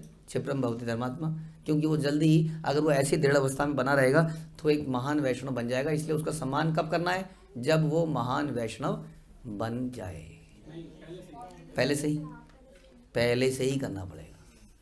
हाँ, क्योंकि क्यों करना पड़ेगा? क्योंकि उसके अंदर क्या है? उसके अंदर आध्यात्मिक रुचि है, आध्यात्मिक जिज्ञासा है, वो आगे बढ़ना चाहता है। बस इतना वो फेवरेबल है, वो आगे बढ़ना चाहता है। किसमें? अध्यात्म में। दूसरी ओर हमने देखा है कि हमारे कुछ समकालिक जिनसे महान उपदेशक होने की आशा की जाती है, वे क्रमशः अध्यात्म बुद्धि की ओर गिर गए, क्योंकि वे पवित्र नाम का कीर्तन करने में असफल रहे। बाकी चीज़ों में लग गए, पता नहीं किन किन चीज़ों में लग गए, लेकिन नाम कीर्तन नहीं किया, इसलिए वो अपने स्टेटस से गिर गए अध्यात्म बुद्धि में। सनातन गोस्वामी इसलिए बोलते हैं कि चैतन्य महाप्रभु ने भक्तों की 3 कोटियाँ बताई। शास्त्र युक्ति ना ही जाने दृढ़ श्रद्धावान, मध्यम अधिकारी से ही महाभाग्यवान। जिस व्यक्ति का, आप बता रहे हैं डिफरेंट एंगल से, तो अभी हमने श्रद्धा रुचि के एंगल से देखा था, अब यहाँ बता रहे हैं जिस व्यक्ति का शास्त्र संबंधी ज्ञान पक्का नहीं है, किंतु जिसने हरे कृष्ण महामंत्र के कीर्तन में दृढ़ श्रद्धा उत्पन्न कर ली है, जो अपनी नियत भक्तिमय सेवा के संपादन में दृढ़ है, उसे क्या समझना चाहिए बताइए? अभी उसकी शास्त्र पे पकड़ बहुत ज़्यादा नहीं है, लेकिन उसकी नाम कीर्तन पर सेवा में वो दृढ़ है, तो उसे क्या समझना चाहिए बताइए? नहीं, मध्यम, उत्तम या निम्न? मध्यम, ओके, सही जवाब। तो उसे मध्यम अधिकारी समझना चाहिए। ऐसा व्यक्ति अत्यंत भाग्यशाली है। तो मध्यम अधिकारी दृढ़तापूर्वक श्रद्धा। तो मध्यम अधिकारी बनना मुश्किल है आसान है? ज़्यादा मुश्किल तो लग नहीं रहा है। केवल क्या करना है? नाम जप और सेवा, ये दोनों काम कैसे करना है? दृढ़ता से करना है, लेकिन पूरे दिन घिसने नहीं चाहिए, घसीटने नहीं चाहिए पूरे दिन। हाँ, ऐसा नहीं होना चाहिए कि जब सारे इम्पोर्टेंट काम हो जाएंगे उसके बाद भक्तिमय काम होंगे। दृढ़ता है उसकी, उसमें दृढ़ता तो लानी पड़ेगी। चाहे हम छोटी सी सेवा कर रहे हो, लेकिन उसको सीरियसली जो कर रहा है, इतने मात्र से वो मध्यम अधिकारी मान ले रहे हैं हमारे आचार्य। अब बता रहे हैं कि मध्यम अधिकारी दृढ़तापूर्वक श्रद्धा रखने वाला व्यक्ति है और वास्तव में वही भक्ति का भावी प्रगति का पात्र है। इसलिए चैतन्य चरितामृत में बोला, श्रद्धावान जन है भक्ति अधिकारी, उत्तम मध्यम कनिष्ठ श्रद्धा अनुसारी। इसलिए ये मध्यम उत्तम वगैरह ये श्रद्धा के अनुसार हम डिफाइन करते हैं कि किसके अंदर कितनी श्रद्धा है, कितनी दृढ़ता है। इसलिए श्रद्धा शब्द विश्वास कहे सुदृढ़ निश्चय, कृष्ण भक्ति कही ले सर्वकर्म कृत है। कृष्ण की दिव्य सेवा करके मनुष्य स्वतः सारे आनुषंगिक कार्य संपन्न करता है। यानी कि अगर हम भगवान की सेवा करेंगे, भक्ति करेंगे, तो जो भी मेरे अंदर जो गुण की कमी है, मेरे जीवन में कमी है, मेरे कर्तव्य सारे पूरे नहीं हो रहे, वो सब पूरे हो जाएंगे। ये दृढ़ विश्वास है उसके अंदर। जैसे हम कृष्ण भक्ति करते हैं तो कुछ कुछ जिम्मेदारियां छूट जाती हैं कई बार, ये छूट गया, वो छूट गया। तो कई लोग कहते हैं ऐसी भक्ति करने का क्या फ़ायदा, तुमने ये बच्चे को छोड़ दिया, तुमने ये पति को छोड़ा, ये नहीं खाना नहीं दिया, या वट एवर दिस नहीं। कई चीज़ें, देवता वहाँ से नाराज हैं कि तुमने तो हमें तर्पण नहीं किया, वो कह रहा है तुमने हमारा, पूर्वज कह रहे हैं तुमने हमारा नहीं किया। हाँ, कई सारे देवता हो, समुद्र देवता भी आ गए, पानी पिए जा रहे हो, मेरे लिए क्या किया, वरुण देवता आ गए। नहीं, तो सब लोग परेशान हैं, कोई ना कोई तो परेशान है आप लोगों से कुछ ना कोई ना कोई परेशान। हाँ, समाज में कोई व्यक्ति आपसे परेशान है या सब खुश हैं? तो क्या करें ऐसे में? अब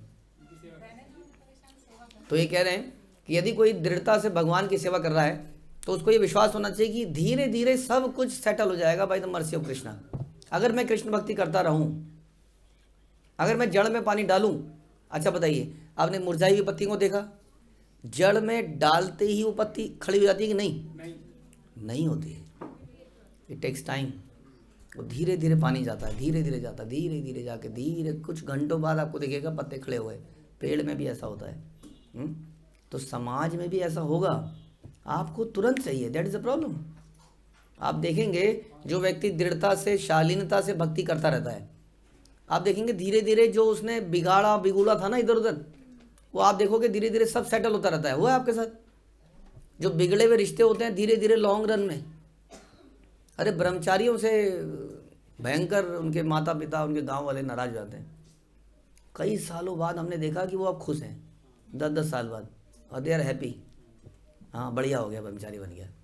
अच्छा हुआ वो ऐसा मुस्टंडा नहीं बना, वो लड़की को लेके भाग गया, वो शराब पी के घूम रहा है। हाँ, मेरा ही बच्चा अच्छा है। हाँ, या जो भी है, तो उनको खुशी होती है। लॉन्ग रन में थोड़ा समय लगेगा पत्तियों पे पानी जाने तक।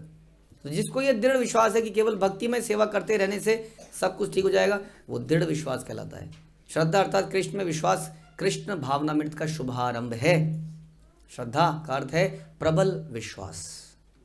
भगवद गीता का कथन श्रद्धावान मनुष्यों के लिए प्रमाणिक उपदेश आदेश है। भगवद गीता का कथन श्रद्धावान लोगों के लिए है। उसे यथारूप में बिना किसी विवेचन के स्वीकार करना चाहिए। यथारूप, हाँ, भगवद गीता को कैसे स्वीकार करना चाहिए? एज इट इज करना चाहिए। उसमें तर्क वर्क लगाने की कोई गुंजाइश नहीं है। उसमें श्रद्धा होनी चाहिए कि जो भगवान ने बोला है वो सत्य ही है, उस पर डाउट ही नहीं होना चाहिए। योग क्षेम महाम्यम, Krishna says I protect my devotees, मतलब I protect my devotees, I have full faith. Arjun ने भगवद गीता को इसी प्रकार स्वीकार किया। भगवद गीता सुनने के बाद अर्जुन ने भगवान से कहा कि हे कृष्ण, आपने मुझसे जो भी कहा मैं उसे पूर्णतया सत्य के रूप में स्वीकार करता हूँ। भगवद गीता को समझने की यही सही विधि है और इसी को श्रद्धा कहते हैं। समझ में आया? मैं इसको करने के लायक नहीं हूँ, मुझे लग रहा है कि मैं अभी कर नहीं पाऊंगा ये, लेकिन मुझे विश्वास है कि जो आप कह रहे हो वो सही है, लेकिन मेरे बस की नहीं है अभी इस बात पे। वो ऐसा नहीं है कि वो जस्टिफाई करने लगता है, बहानेबाजी करने लगता है, वो यथार्थ बता देता है कि ये सही कह रहे हो आप, मैं अभी कर ही नहीं पाऊंगा, तो मैं क्या करूं, अभी मैं क्या करूं, मुझे ये बताइए। इतनी हाई लेवल ऑफ फिलॉसफी मेरी समझ में आती नहीं है, मुझे मेरे लिए बता दीजिए। मैं इस पे पहुंचना लेकिन जरूर चाहता हूँ। ऐसा नहीं होना चाहिए कि कोई व्यक्ति भगवद गीता के कुछ अंश को अपने खुद के मनमाने ढंग से किए गए अर्थ घटन के अनुसार स्वीकार कर ले और कुछ अंशों को रद्द कर दे। नहीं नहीं नहीं, ये थोड़ा ज़्यादा है, ये नहीं हो सकता है। सर्वधर्मान परित्यजे, नहीं ये ज़्यादा है, आप कर लीजिए, जपा करा लीजिए। ये क्या मतलब है कि आप कह रहे हैं कि उसका मंत्र मत जपिए, इसका मंत्र मत जपिए, देवताओं की पूजा मत कीजिए, ये ठीक नहीं है। ये थोड़ा ज़्यादा ही कट्टरवादिता है। लेकिन बोला किसने है? नहीं, गलत जवाब, भगवान ने बोला है। जब अगर भगवान ने बोला तो यानी कि कोई भगवान की एक बात को मान लोगे और एक बात को नहीं मानोगे। गुरु तो वही बोलते हैं जो भगवान ने बोला है। तो ये श्रद्धा नहीं है। फिर श्रद्धा है कि भगवद गीता के आदेशों को पूर्ण रूप से स्वीकार करना। सर्वधर्मान परित्यज्य मामेकं शरणं व्रज, अर्थात सारे धर्मों को त्याग कर मेरी शरण पे आओ। इस अंतिम उपदेश को स्वीकार करना चाहिए। कैसे? एज इट इज करना चाहिए। नहीं, लेकिन आप बोल सकते हैं प्रभु जी अभी मैं कुछ और भी रीति रिवाज कर रहा हूँ, अभी मैं छोड़ नहीं पाऊंगा, मेरे घर में ये समस्या है, मेरे मन में भी समस्या है प्रभु जी, घर की तो छोड़ दो, अभी मेरे मन में भी समस्या है, लेकिन मुझे ये पता है कि ये सही है, ये करूँगा इसको, लेकिन अभी नहीं कर सकता। That's okay. ओके है कि नहीं है? ओके। जब मनुष्य इस आदेश के प्रति पूर्णतः श्रद्धावान हो जाता है तो उसकी यह दृढ़ श्रद्धा आध्यात्मिक जीवन में प्रगति करने के लिए आधार बन जाती है, आधारभूत बन जाती है। समझ में आया? श्रद्धा किस पे डिपेंडेंट नहीं है? आपकी पत्नी पर, आपके पति पर, हाँ, जिसने आपको जोड़ा था उस पर। प्रभु जी इन्होंने मुझे जोड़ा था प्रभु जी, आज ये निकल गए प्रभु जी, मैं तो इनके कारण ही थी यहाँ पर, मैं तो इन्हीं के कारण था। इसे बोगस श्रद्धा। हाँ, कोई आपको लाया माना, ऐसा हमने बहुत देखा कि जो लाया वही चलते बने, वो निकल लिए। तो फिर हाँ, गुरु परंपरा इज हेयर। उन्होंने आपका भला मानुस ने आपको गुरु परंपरा से जोड़ दिया। अब वो चले गए तो यू प्रे फॉर हिम, कभी वो वापस आए, लेकिन उसके साथ ही निकल गए हम, क्योंकि ये दोस्ती हम नहीं छोड़ेंगे। तो सही है गलत है? गलत है। तुम लोगों के लिए दोस्ती यारी रिश्ता का कोई वो नहीं है ना। तुम लोग पत्थर दिल हो, तभी तो ऐसा कह रहे हो। दोस्ती को छोड़ देंगे, इसको छोड़ देंगे, उसको छोड़ना ही तो आता है तुम लोगों को। पत्थर दिल नहीं है, हम सब ने भगवान को सबसे पहले छोड़ा हुआ है, जो कि हमारे सबसे बड़े मित्र हैं। हाँ, सबसे पहले तो हमने उन्हीं को छोड़ दिया है, तो हमसे बड़ा पत्थर दिल कौन होगा जो भगवान को छोड़ के किसी व्यक्ति के पास जाता है? वही भगवान जो पिछले जन्म में भी हमारे मित्र थे, उससे पिछले जन्म में भी ये जनाब जो अभी मित्र हैं, थोड़े थोड़े जुम्मा थोड़े दिनों के, पता नहीं थोड़े साल बाद रहेंगे कि नहीं रहेंगे हमारे साथ। हाँ, कल को कुछ मतलब निकल आएगा तो छोड़ देंगे, लेकिन भगवान हमेशा हमारे साथ हमारे मित्र बन के थे, रहे, आगे भी रहेंगे। उनको छोड़ देंगे तो पत्थर दिल कौन है वास्तव में? ये सोचने का विषय है। जब मनुष्य हरे कृष्ण महामंत्र के कीर्तन में पूरी तरह संलग्न रहने लगता है तो उससे क्रमशः अपने आध्यात्मिक स्वरूप का बोध होने लगता है कि हम उस कृष्ण से संबंधित हैं, वही मेरा वास्तविक रिश्ता है। जब तक मनुष्य श्रद्धापूर्वक हरे कृष्ण मंत्र का कीर्तन नहीं करता तब तक कृष्ण अपने आप को प्रकट नहीं करते। सेवान मुखे ही जिव्यादो स्वमेव स्फुरत्यधा। हाँ, इस प्रकार भगवान स्वयमेव अपने आप से अपने आप को प्रकट करते हैं। किस आधार पर? जब हम भगवान के नाम का श्रद्धापूर्वक कीर्तन करते हैं, उनकी सेवा करते हैं, तब भक्त्या माम अभिजानाति। जब हम भक्तिपूर्वक ये करते हैं, हेतुपूर्वक नहीं करते, किसी पर्पस के लिए नहीं करते, हम किसी कृत्रिम साधन से पूर्ण पुरुषोत्तम भगवान की अनुभूति प्राप्त नहीं कर सकते। समझ में आया? कृत्रिम साधन से जल्दी कोई शॉर्टकट अपना के नहीं कर सकते। केवल वो YouTube की शॉर्ट्स देखने से भक्त बन सकते हैं क्या? People are doing this. हाँ, कुछ संतों की वो कुछ शॉर्ट्स देख रहे हैं और वही देख रहे हैं बस, उसे काम हो जाएगा। या कुछ वीडियोस देख रहे हैं, उससे काम नहीं बनेगा। क्या करना पड़ेगा? भगवान ने बोला तद्विधि पणिपाते न परिप्रश्न सेवया। You have to align your yourself गुरु के पास जाके उनके मिशन में, उनके विज़न में भागीदारी बनना पड़ेगा, कुछ करना पड़ेगा, तब वहाँ से आशीर्वाद मिलेगा। ज्ञान थोड़ी प्राप्त करना है जो यूट्यूब से मिल जाएगा आपको। ज्ञान तो करना है, लेकिन ज्ञान के अलावा भी तो कुछ करना है, आपको प्रसन्न करना है। भक्त्या माम अभिजानाति। भगवान जानने का विषय नहीं है, भगवान प्रसन्न करने का विषय है। समझ में आया? गुरु नॉलेज लेने के लिए नहीं है, गुरु प्रसन्न करने का विषय है। नॉलेज लेने के लिए नहीं है। नॉलेज लेके थोड़ी भगवान को समझ सकते हैं हम लोग। क्या लगता है आप लोगों को? हाँ, कैन एनीबडी अंडरस्टैंड कृष्णा? जो भक्ति में उन्नत है वो हर व्यक्ति यही कहेगा, it is impossible to understand Krishna. तो भगवान को प्रसन्न किया जाता है। हम गुरु परंपरा को प्रसन्न करने का प्रयास करते हैं, दैट्स इट। हम किसी कृत्रिम साधन से भगवान को अनुभूति नहीं कर सकते। हमें श्रद्धापूर्वक भगवान की सेवा में लगना है, बस। ऐसी सेवा जीव से प्रारंभ होती है। सेवा मुखे ही जिव्यादो, जिसका अर्थ है हम सदैव जीव से नाना प्रकार के खाना खाते हुए भगवान को प्राप्त कर सकते हैं। सेवान मुखे ही जिव्यादो, ऐसा काश ऐसा होता, लेकिन इसमें लिखा है कि सदैव भगवान के पवित्र नामों का कीर्तन करना है। ओह, हमने सोचा मुंह है तो फिर खाने के लिए तो है, जपने के लिए भी है। हाँ, पहले नाम जपेंगे, नाम जप कंप्लीट करेंगे, फिर कुछ खाएंगे, और साथ में कृष्ण प्रसाद भी ग्रहण करना चाहिए। हमें ना तो कोई अन्य कीर्तन करना चाहिए और ना प्रसाद के सिवा किसी अन्य वस्तु को स्वीकार करना चाहिए। कोई और कीर्तन नहीं करना चाहिए, हरि नाम ही करना चाहिए। कीर्तन तो बहुत सारे हैं ब्रज के। वृंदावन जाऊंगी, छोड़ के नहीं आऊंगी, लौट के नहीं आऊंगी। बहुत सारे हैं, लेकिन नाम संकीर्तन सबसे श्रेष्ठ है। उन सब में नाम संकीर्तन श्रेष्ठ है, बता रहे हैं। और किसी प्रकार की वस्तु को स्वीकार नहीं करना चाहिए जो कि प्रसाद ना हो। क्या ना हो जी? प्रसाद क्या होता है? भक्तों द्वारा बनाया गया हो, भगवान को प्रेम से ऑफर किया गया हो। वो कृष्णा प्लीज़ हैव इट। मैंने हो सकता है गलत बनाया हो, लेकिन आप प्लीज़ इसको लीजिए, इसको टच कीजिए। आपके टच स्पर्श से ये दिव्य हो जाएगा और आप प्रसन्न हो जाएंगे, और फिर हम आपका उच्छिष्ट को प्राप्त करेंगे। उसको प्रसाद कहते हैं। जब इस विधि का श्रद्धापूर्वक पालन किया जाता है तब भगवान स्वयं ही भक्त के सामने प्रकट हो जाते हैं। आप उनको खोज नहीं सकते, वो वास्तव में खुद ही प्रकट होते हैं। भगवान को खोजा नहीं जा सकता है, ध्यान रखिए। क्लियर है? भगवान क्या होते हैं? किसके सामने प्रकट होते हैं? जो श्रद्धा है जिसके अंदर, जो श्रद्धापूर्वक सेवा करता है, दृढ़ता से लगा रहता है। छोटे छोटे ही चाहे कदम उठाए वो, हाँ, छोटे छोटे कदम। छोटे बच्चे को भगवान पर मिल सकते हैं? बताइए। ना ना ना ना, इन लोगों को मिल सकते हैं? कुछ नहीं कर रहे ये लोग। हाँ, केवल 4-5 माला। कितनी माला करते हैं हम लोग? 10 माला करने वाले मिल जाएंगे भगवान? तो हम बेवकूफ़ हैं जो 16 माला कर रहे हैं। 10 माला वाले को मिल जाएंगे भगवान? कब मिलेंगे? जब ये दृढ़ता से करेगा, श्रद्धा से करेगा, प्रेम से करेंगे, तो क्या हो, भगवान तब भी मिल सकते हैं। हाँ, कोई गारंटी नहीं है कि 16 वाले को मिलेंगे कि 64 वाले को तो मिल ही जाएंगे, लेकिन 192 वाले को पक्का मिलेंगे। कोई गारंटी नहीं। आप भगवान को कंपेल नहीं कर सकते, प्लीज़ कर सकते हैं। तो भगवान और गुरु किस लिए है? गुरु नॉलेज लेने के लिए है, ज्ञान के लिए है? नहीं, प्लीज़ कर। तो उससे क्या होगा?